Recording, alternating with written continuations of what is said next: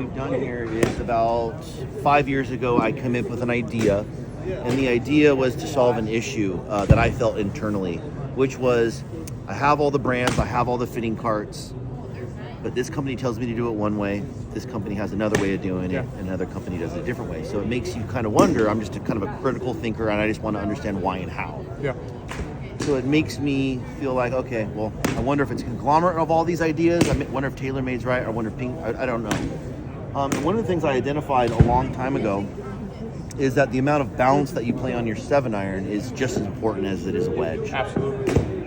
Then when I started measuring all the companies' sole profiles, I never found one company that really offered, a high, medium, and low kind of in that same overall design.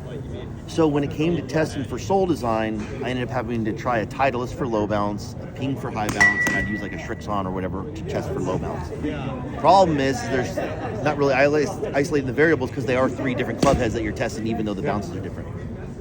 So I thought maybe I would design a 7-iron that I could do a bunch of things with. I wanted to test 8 variables in isolation. Okay. Sole design, lie angle, total weight, swing weight, shaft kick point, flex, length, and grip size. So each test would have 3 clubs that are all the same except for the variable that I want to test. Okay. I'm going to have you hit 3 shots with each club. We define the performance of a golf club. Obviously, we have a launch monitor to give us some of the data and the numbers. What the heck? But we identified a strike location called the Tiger Strike. And basically what we want to do is some part of the golf ball should be touching that bottom groove no matter what. Because we want the ball to be compressed and off of the face before the club face gets jostled out of position. So if we can control low point and the face to path relationship, the physics doesn't care. Ball's going to do the same thing and end up in the same spot. So we test each of these to say, how was the grip size managing his face to path and did it affect his low point? Same thing with sole, same thing with total weight. At the end of this 8 tests, there will be 8 clubs that are all chosen or selected as the winners. A professional club fitter should be able to look at these winners and say, based upon this, I would want to make a club that had these features to it. So when I tell you, hey man, you need medium bounce, it's because you did the best with the medium bounce and the medium bounce test. And what it does is not only does it extract a prescription that we think will benefit you as the player, the customer understands it the whole way. I'm holding their hand saying, see? And they go, oh, yeah, that lie angle does make sense based upon that test. So at the end of it, not only are we able to write a prescription, the customer feels very secure with spending whatever the price tag is because it's been broken down and it makes sense. So Right. And they don't have to change their swing to fit their new clubs. that's true. So what is it's like 1 hour, they're taking 72 swings. 72 swings, 1 hour. They're going to get a prescription. Whether we tell them what they need to buy that day or we look over that data and contact them in 24 hours saying, hey, basically here is the result of the test you did. Here are the OEM clubs that we would recommend. And, the Foreward Club is a club that's an option as well that comes in different colors and different weight assortments. You can customize it as much as you So it can want. either be brand agnostic or they can get into... This process was designed to be brand agnostic. People did start falling in love with the test club, and it made me say, well, all right, I'll make 4-through pitching wedge to accommodate that. But it was never intended for that. There are times where in a swing weight test, we do swing weight. We swing weight test for D7, C7, and B7. And if you get fit into a B7, and I make you hit it more and more and more, and you're like, oh, there's unequivocally, this is the best one. Well, sometimes Titleist can't write that prescription. And so there's sometimes where it's like, hey, you should buy a Foreward Golf club because no other club can really match all that. But our goal is to say, based upon the sole design, you should look at Ping. Based upon the sole design, look at Mizuno or Titleist. If you need low bounce, don't look at Ping. I can guarantee you, you're not going to play as good a golf. Right. And that's all I want to do is I want to lead the horse to water and let him shop in his section. Like when I think of my pants, like my waistline and then the pant length is my size. So as long as I go to that rack that's got 34 30s, it doesn't matter if they're black or Get cargo. the style I want. Amen. That's kind of the idea that we've got. Why don't you tell people like what it is? Like this is a stiff shaft. This is what's the psychology behind that? So again, this is a bunch of pieces of everything that I've come across in my lifetime in golf. And one of the things I found interesting is it's a story about Brooks Koepka. He plays a Shrixon golf ball. He plays the Black Diamond or whatever it is, Black Star or whatever it is. But how he came to that conclusion is he had been working with Titleist for many years trying to perfect a golf ball, and they never really agreed on, like, they never were able to produce exactly what he wanted, so on and so forth. So he had a bias that he didn't really want to play a Titleist golf ball, but he also had a bias to say, well, if the Titleist is still the best one, I would play it. So he actually blacked out all the logos on all the balls in his ball test because he didn't want to have this underlying thought like, I don't want to play it, or whatever the case may be. And because he blacked them all out, Shrixon kept making it to the final stage of the test. That was totally unexpected. And at the end, he's like, I think this ball's the best one. And they revealed it, and it was a Shrixon. And he's like, no way. And that's actually how Shrixon got their clubs in his hand, because they're like, it started off with the ball. And they're like, well, let us throw some clubs in there and see if you like them as well. So I figured if Brooks Koepka had to block out a golf ball to take his bias out of it, the average guy's probably letting these bias even run more rampant. Oh yeah, for sure. So it kind of made me think, if he has to block them out, we should block them out. And again, when I went to my business partner, said, hey, first thing we're going to do is we're going to black out all our shafts in the whole room. They're like, well, some guys like when they see the Project X. And I go, yeah, that's good and bad. So, again, if our job's to isolate the variables, one of the things we have to do is isolate you a little bit. 100%. So what I'll tend to do, and again, most people ask, like, dude, I don't know if I'm consistent enough to get fit, Chad. I really don't. Well, when we let you warm up, we do put stickers on the club when we have the quad running. And the first thing I do, and it's very surprising, is people's angle of attack and club paths oftentimes are very consistent. Now, they might be 20 degrees over the top, which is not ideal, but they'll come around 20 degrees to 18 degrees over the top almost every time. So in theory, if I could get the face to be half the path, they would hit a big full cut, but it would end up on line. So you say, if I could get the face to match up to what you're doing, we could get a predictable result, but you might not be, because we don't have the right balance, we don't have the right lie, we don't have the right weight.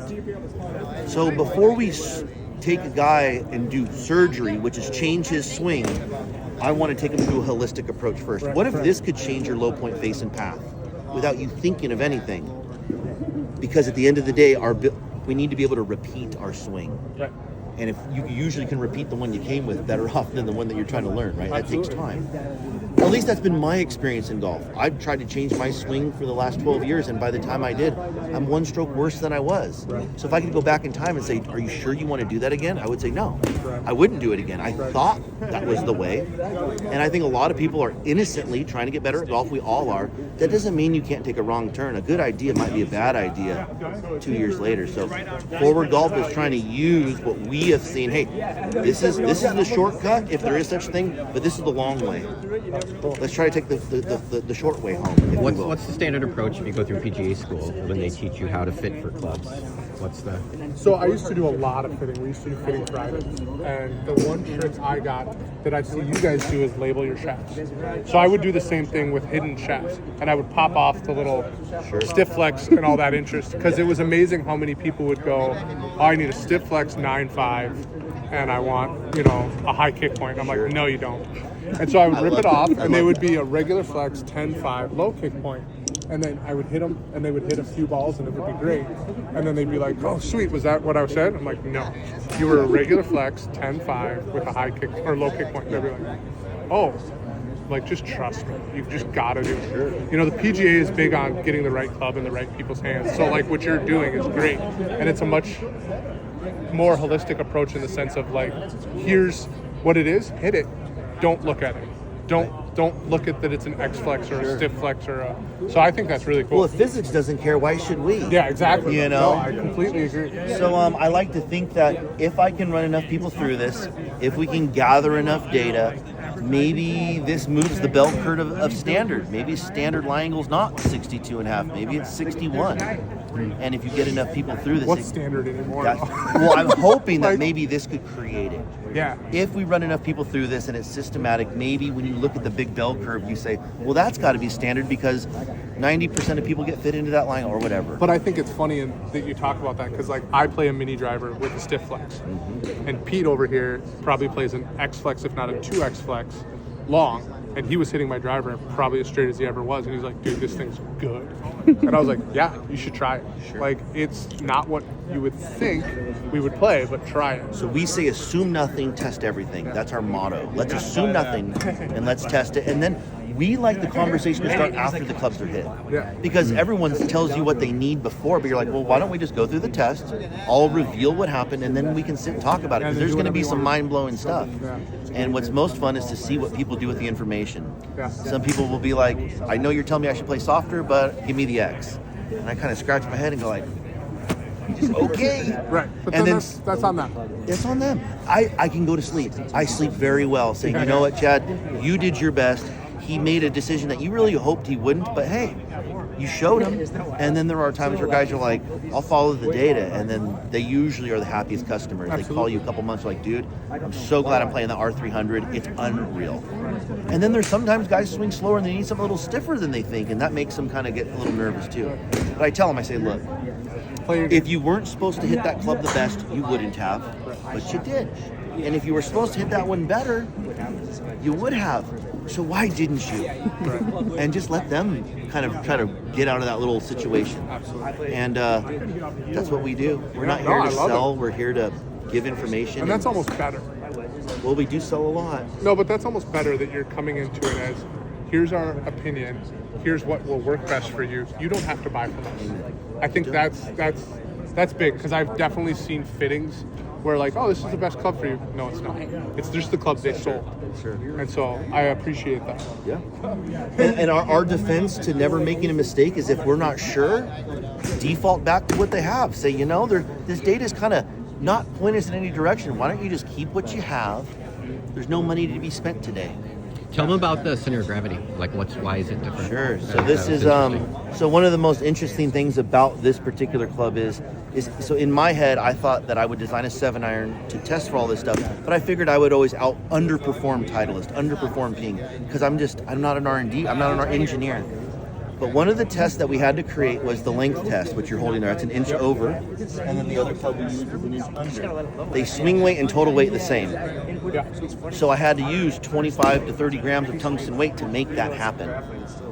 As a byproduct of having to add that much tungsten to make this thing happen, the CG got lowered by 25% over any other club I've ever measured. And the studies are coming back that this club's outperforming just about everything. And it's because the CG is so much lower in the head. So That's cool. for some reason, it seems to affect players' low points a little bit. People hit my club lower on the face than most other clubs just verbatim. Oh, I'm a bottom groove tour player. I love that. I love that. We usually will see, I wear that thing out. you know, 2 miles an hour faster ball speed at the same loft with more backspin. So a lot of these guys on the senior tour are hopping all over the 3, 4, and 5 iron and taking out their hybrid because they're hitting it just as high but more accurate. So two biggest differences. Grab that club. You're thinking lower center of gravity, and then And obviously have 3 different beveled soles. edge, Yeah, the sole, 3 okay. different sole designs along with. So the ones to check for that are going to be these 2. This is what I would consider to be higher bounce, and this one be considered lower bounce. So that's my high and my low. Yeah. and they're not crazy expensive, right? $250 a club. $250 a clubbers. It depends on the shaft. Yeah, I mean a little bit more than the that's off my the low rack balance. guys. So I will hit this one far better than number 1 and always have. So one of the things that we're trying to help people do too is there's always a guy somewhere who's like, man, back in 95 I had this one set of clubs and they were the best and I've never been able to duplicate it. Usually this test will tap in to one of those features that will produce kind of something similar to it. And it's usually sole design or a shaft flex thing. It's usually one of those 2. Very cool. So with the money and resources that I have, this is my best idea to give myself. I want a tool that I feel like I can do the best job with. That's all I care about. Yeah. Give me the tools where I feel like I'm doing the best, and then everything else will be fine. So how do people try? What's your, Try them. yeah, now how do people get fit? So, well, this is probably the coolest story of them all, is once I designed this process and took it through and we all were believing what was happening, I started to fit people and I was wondering, like, do I need to be watching? Because I'm getting the strike location and I'm getting the data. So, and all I'm really doing is analyzing the data. So one day we got broken into and they ruined our store. Our store got ruined. But they left this because they stole all the Callaway stuff. They stole all the other stuff that was of value. They left me this process. But the store was all jacked up. I couldn't operate. But I had been thinking that I didn't have to watch. So I told my business partners, we had 2 decisions. Don't operate for 2 weeks, which for a small business is, I don't know if it's fatal, but it would have not been fun. I just said, we're going to buy ourselves a rifle case. I'm going to put the 24 clubs in there. We're going to send it to our buddy in South Carolina. going to send it to him. We're going to have him and his 3 friends go through it. I'm going to write him a prescription without watching him swing. I made him clubs, and they're like, dude, these clubs are better than the clubs that I was fit for previously. Okay, so maybe I'm right.